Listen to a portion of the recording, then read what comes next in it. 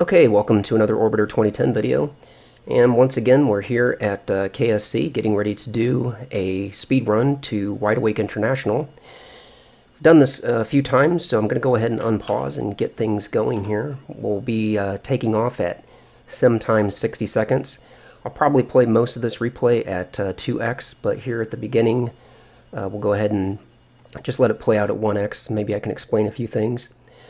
I'm not going to hold back any spoilers here and just kind of state here at the front that this is a record run for me. It was basically the interesting thing was when I flew the flight, I got wheel stop at like 19 minutes and 55 seconds or something like that.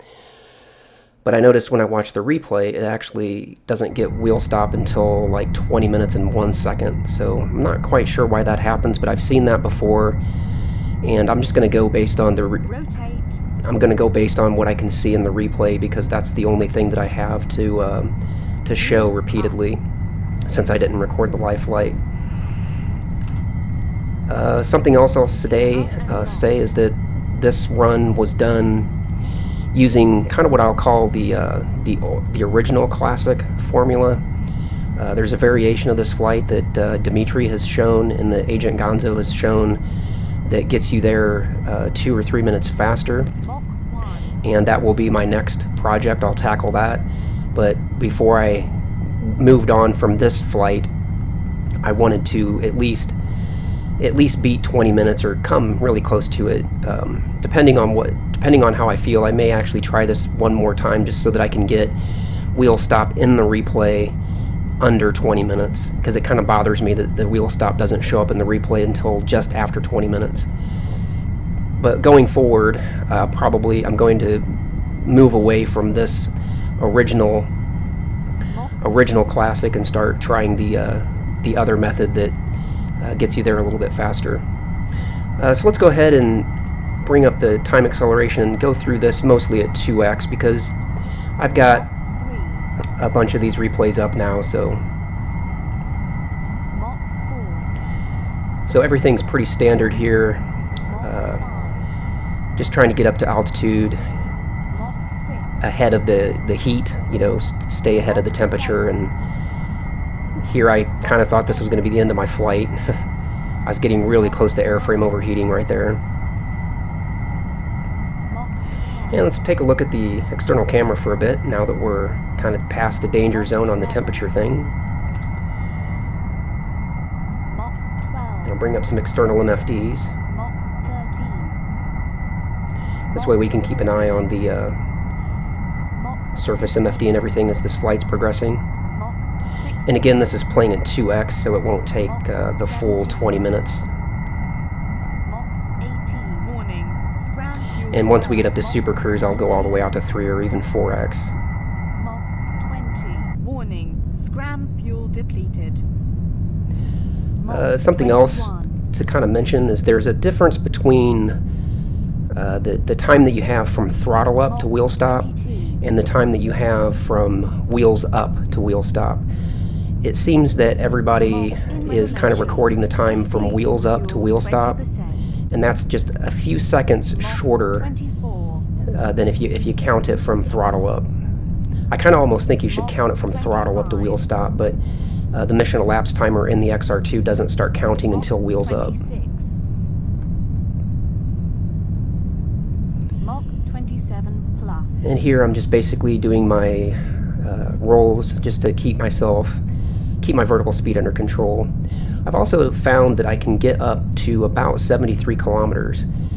In my previous runs, I was kind of holding closer to 70 kilometers, or trying to keep it under 71, but I'm finding that I can get up to about 73, and I still have good control.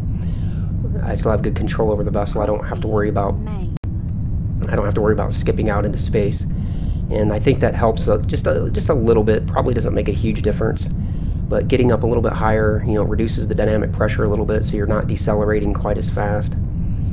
So just little subtle things here and there. And when you get really down to, actually let me go down to 1x for a moment here, as we come up to Miko. It's going to be right after Warning. 12,000. RCS fuel low. Warning. RCS fuel depleted. Off. I'm just curious because I haven't actually looked to see what my exact speed was at Miko yet, so I'm going to go down to 1x when I get up to about 11.9, just so I can see it. Okay, we'll go with that. And we have Miko at 12.019. That was the highest number that I saw. Okay, so now we're at Super Cruise. Let's go out to 3x.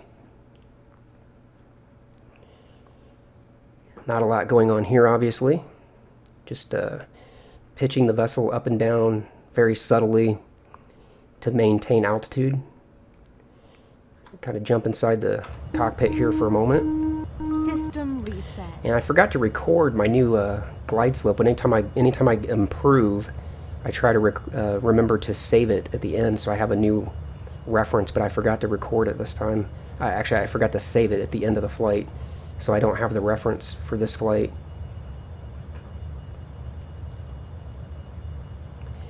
Just pitching up and down again, holding there at about 73 kilometers, maybe even a little higher. I think I get up to 73.5. Now just again, dynamic pressure is a little bit lower. In previous flights it was 4 point something. This one it's 3.6, so we're, and I still have control. So I should be having slightly less deceleration here since I'm up a bit higher. Go ahead and jump back outside. Bring the MFDs back up. And something else I've noticed on this flight is when I get ready to do, actually when I turn off the main engines, I've noticed that the vessel wants to kind of pitch. And here we go, the braking maneuver. Go ahead and let this play out at 3x as well. I somehow lost focus and let my vertical speed come down a lot lower than I really wanted it to be. But it really wasn't too much of a problem. I just went to full retrograde sooner than I usually do. But I didn't mean to let my vertical speed get so low that time. That was just, I wasn't looking at it or something. I don't know what was going on at the time.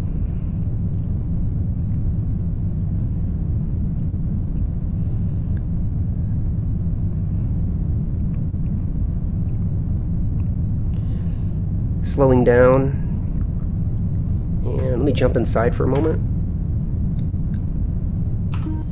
Keeping an eye on aerobrake MFD at this point, watching it very closely. 25. Mach 24. Obviously that's the indicator, although I end up running completely out of fuel. It doesn't show it in the playback, and this is interesting too, because the last time I watched the playback it said the KG was 0.8. This time it says it's 1.6. So this playback recorder isn't completely accurate. There's several things that make it not show things correctly. In fact, now that I think about it, the mission elapsed timer might be wrong this time because of the fact that I'm playing some of this playback at 3x.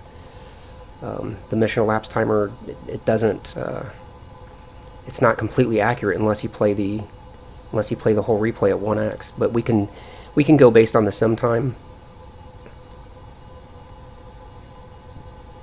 I put in a little bit more angle of attack this time. Instead of 45, I immediately went to about 47.5.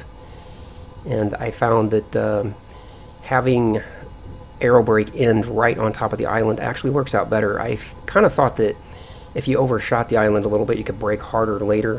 And that's what Agent Gonzo kind of writes in that famous flight that he did, that you can brake harder later. But I find that it actually works better, for me at least, if I have it end right on top of the island, or even, just like right there in the center. I don't want to go, if it goes over even a little bit, it's really hard not to overshoot. And here I'm banking a little bit. I'm noticing in the other glide slope that I have up, which you don't see here, but it's this one. I'm noticing that my angle to the island is a bit off, so I'm just doing a bit of banking to try to get it closer to 0.0. Again, if it's a little bit on the positive side, I'm okay with that, but I don't want it to be too much on the positive. Now we're coming down through the hot spot here, obviously. And we've got the island out there, and we're still at 5,200 meters a second. APU running.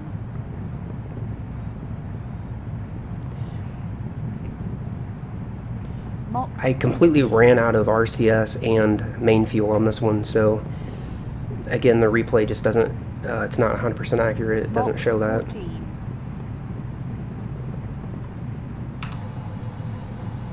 According to the replay, I've got 13. 1.6 kg of main fuel and 13.8 kg Mach 12. of RCS, and I remember from the flight, because I just flew it, you know, a half hour ago, 11. I was completely out of fuel on both. Mach 10. Mach 9. Information. APU fuel 10%. Mach So we're 8. 17 minutes 32 seconds, and we're looking pretty good here. Mach 7. Got the island right down there below us. Mach 6. Information. APU running. And I've been coming out of autopilot a little bit faster, or a little bit sooner than usual. I used to go all the way down to 700 meters a second. Mach Now I'm 4. coming out of the autopilot when I'm at about 1,000, maybe even a little more than that. Mach 3. Pitch. On. Off.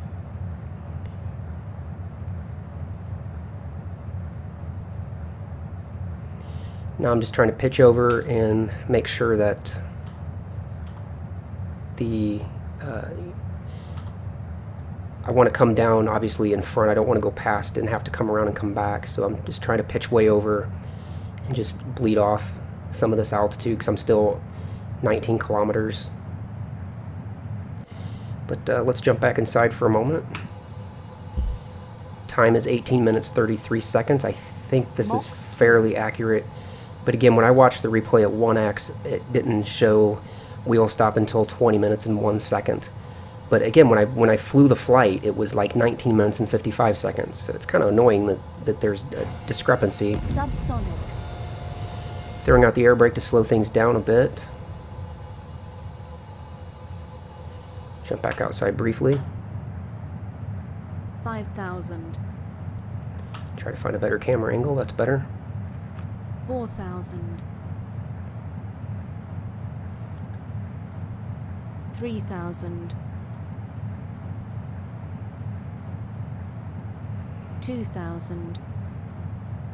And back inside so we can see the mission elapsed timer. 1,000.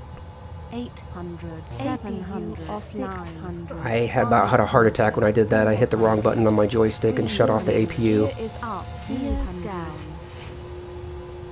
Warning. Gear is up. 50. 30. Gear down and 15. Locked. 10. 7. 3. Wheels down, and now we're applying brakes. And we should get wheel stop at 20:01. Wheel stop. Call it 20:01 or 20:02, your pick, either way. But at least in this replay, it actually did have the wheel stop at the same time that I saw when I watched it at 1x. But again, when I flew the flight, if I had been recording live, it would have been more like 1955. But nevertheless, I think it's actually better to take the higher time, you know, whatever you see in the replay.